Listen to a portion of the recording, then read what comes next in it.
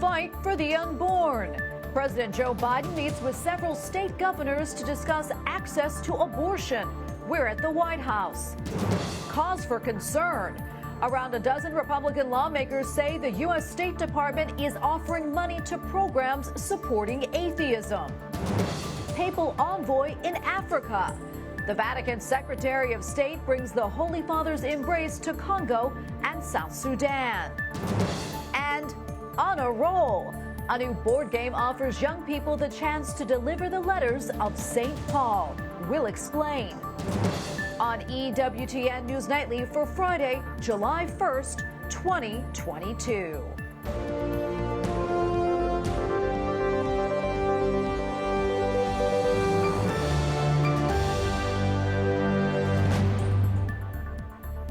Thank you so much for being with us tonight on this feast of St. Junipero Serra. I'm Tracy Sable.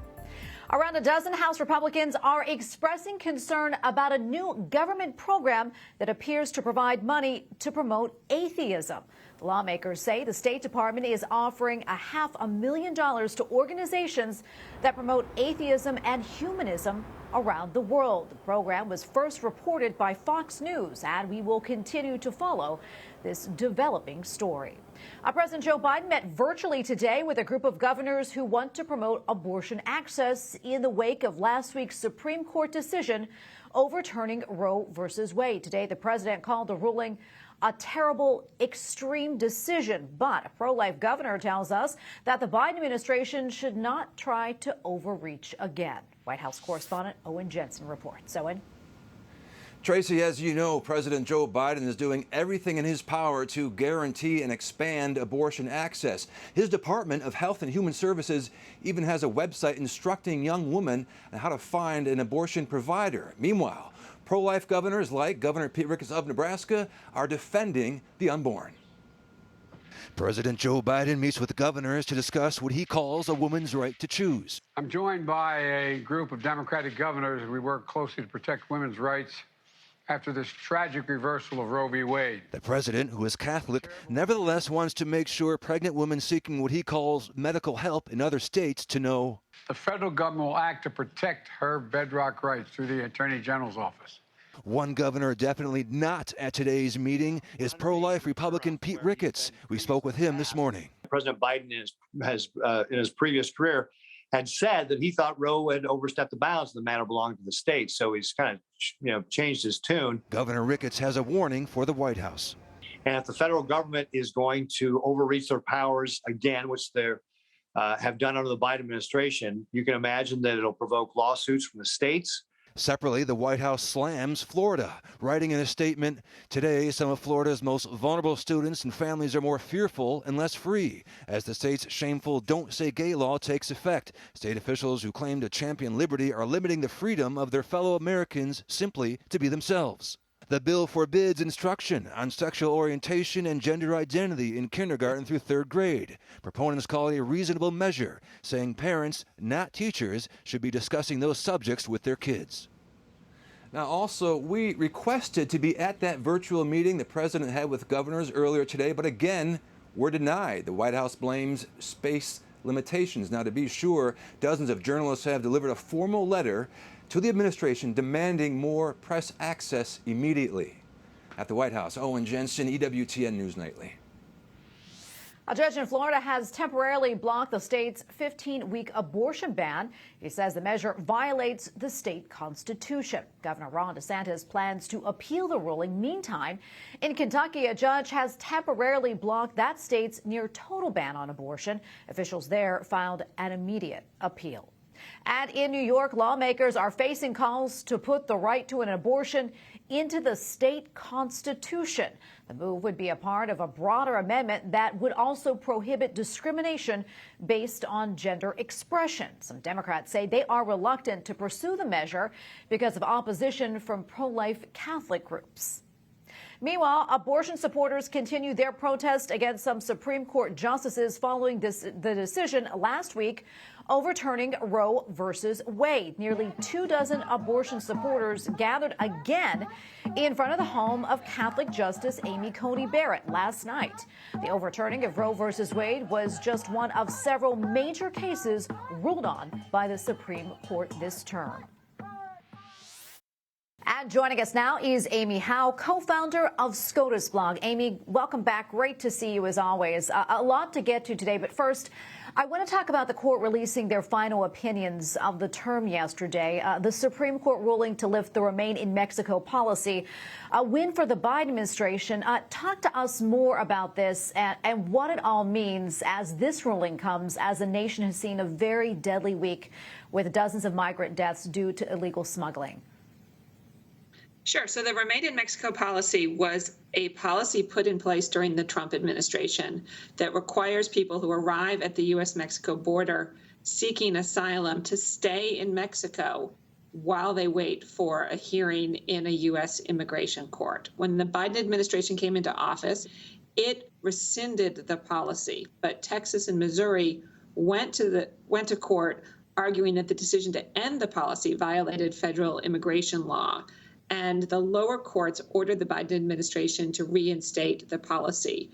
On Thursday, the Supreme Court reversed that ruling in a 5-4 decision that was written by the Chief Justice, John Roberts, joined also, in addition to the 3 liberal justices, by Justice Brett Kavanaugh. And they said that federal immigration law gives the federal government the discretion to return asylum seekers to Mexico, but it doesn't require them to do so.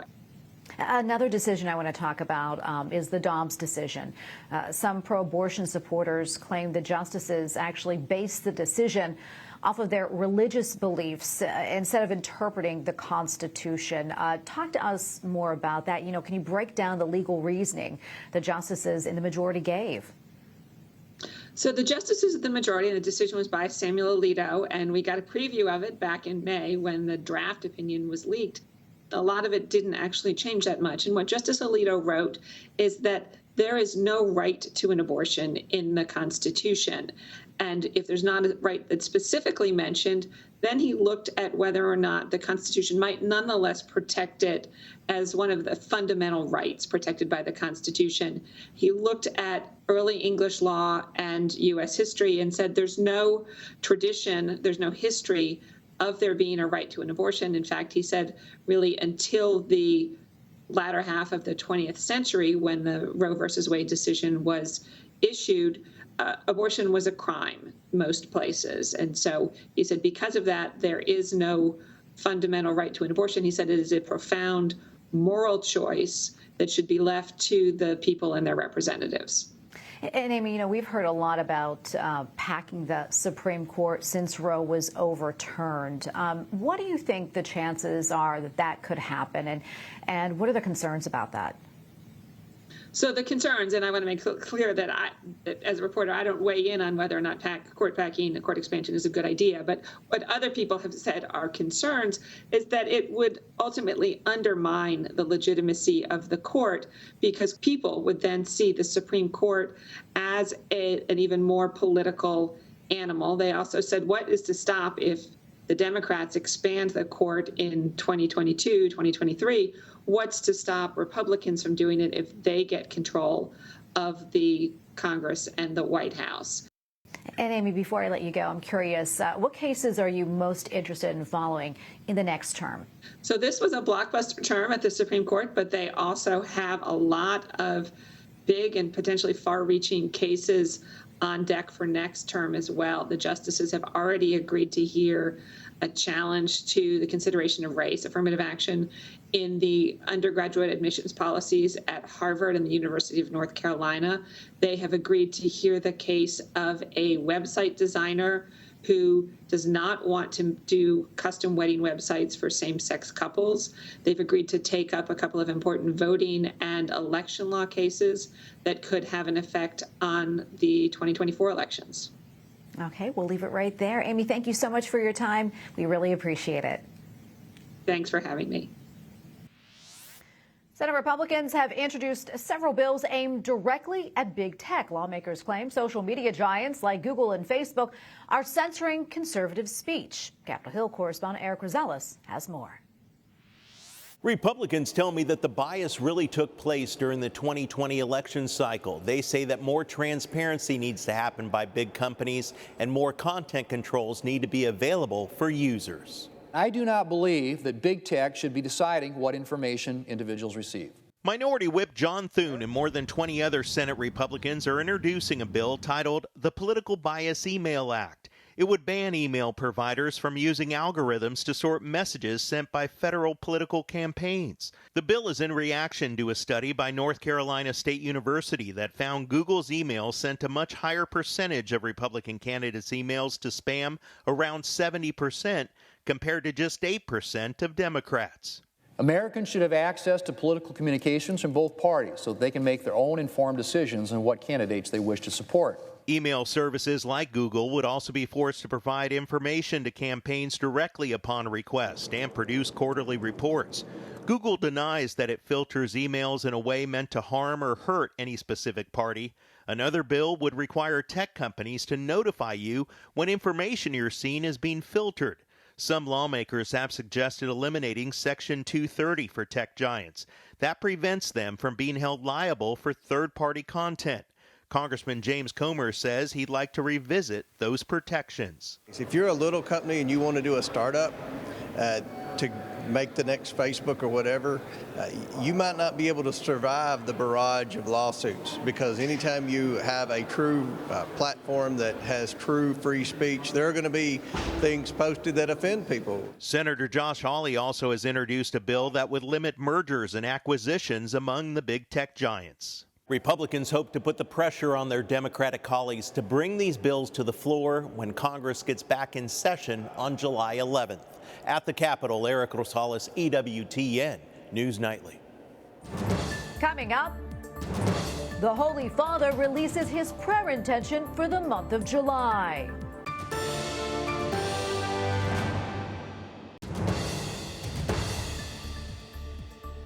Pope Francis is asking the faithful to pray for the elderly. Podemos hablar de la familia sin hablar de la importancia que tienen los ancianos entre nosotros.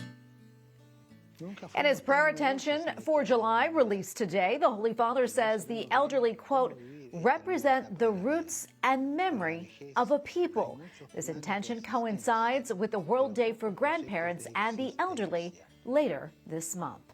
The Vatican Secretary of State left today for a week-long visit to Africa. Cardinal Pietro Parolin is traveling in place of Pope Francis.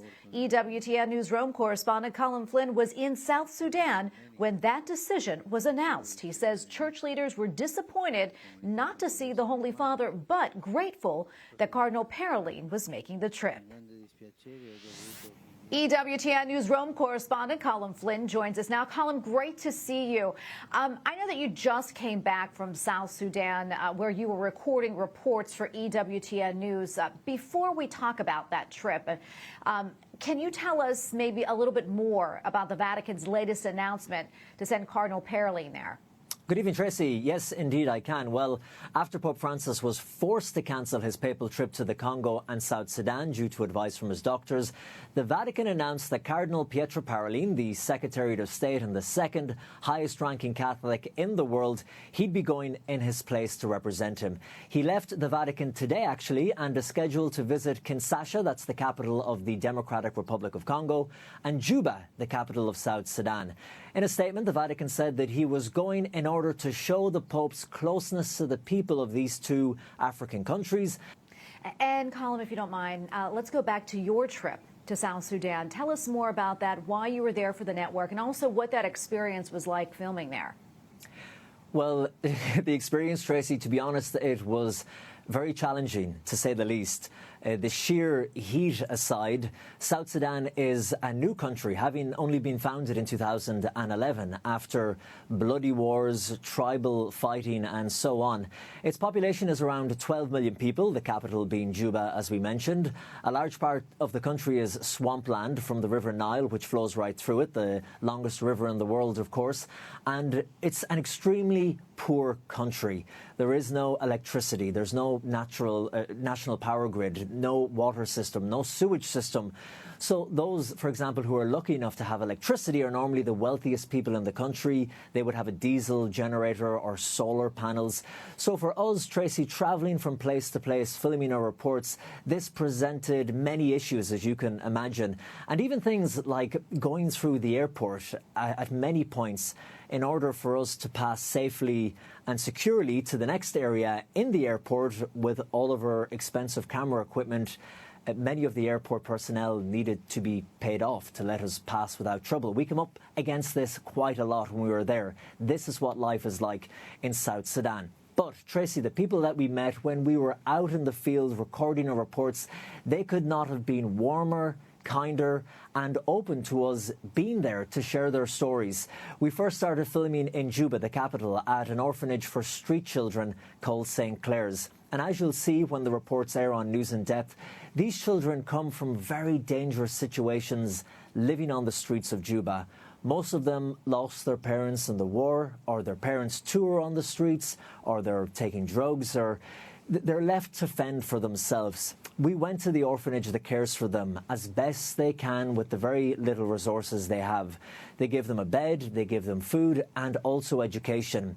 We interviewed some of the children who told us about how happy they were to be off the streets and now in safety. And Colum, I know that you also traveled to a more rural area called Rumbek. What did you find there? That's right. We left the capital, Juba, and we flew right into the centre of the country, a place called Rumbek, as you mentioned. This is where much of the fighting actually took place during the war, and so as a result, even though there is a peace agreement that was signed a number of years ago, it is still quite an unsafe area, especially for a foreigner to be there.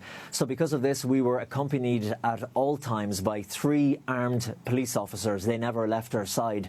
And while we were there, we filmed how the Catholic Church, along with an organisation called Sudan Relief Fund, which is run by a Catholic named Neil Corkery, they're really doing what has to be called only incredible work there with those people who are most in need. For example, we filmed extensively at a colony for people with leprosy just outside the town of Rumbek. They're not allowed to stay in the towns or villages. They've been banished to live in a colony on their own just outside. There's around 4,500 people with leprosy living there. And we filmed there with a lady called Nolene Loughran, who's from Ireland.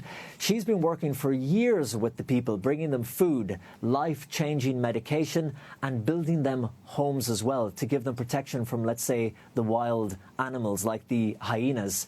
All this work has been funded by the Sudan Relief Fund. And Tracy, that was extremely powerful being there. And of course, as you can imagine, it was quite emotional as well, because you see these beautiful people who have absolutely nothing.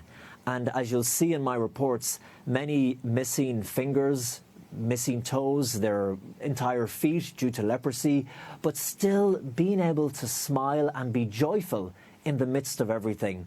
That really was extraordinary, and I hope we get to show you that. I hope it comes across on television. But the reality, Tracy, is that still today the need there is so great. It's hard to put into words. And now the country of South Sudan is even facing a famine. Many people will probably starve in the next number of years. This is due to the global increase of food prices as a result of the war in Ukraine. And on top of that, South Sudan has experienced in the last 2 years flooding and then drought. So that has decimated their own crops. So this will all be covered in our reports when they're broadcast in the coming months. We'll have all that and more coming up in our reports on In Depth. And overall, it was an extraordinary trip and a very powerful one as well. Tracy? It sounds like it was, and we are so looking forward to your reports, Colin. Thank you so much. We appreciate it. Pope Francis praises the work of a religious sister killed last week in Haiti. Sister Luisa Del Orto died from injuries suffered during an armed attack in the country's capital. The Holy Father says Sister Luisa, quote, made her life a gift to others, even to the point of martyrdom. Reports say the 64-year-old may have been targeted in the killing.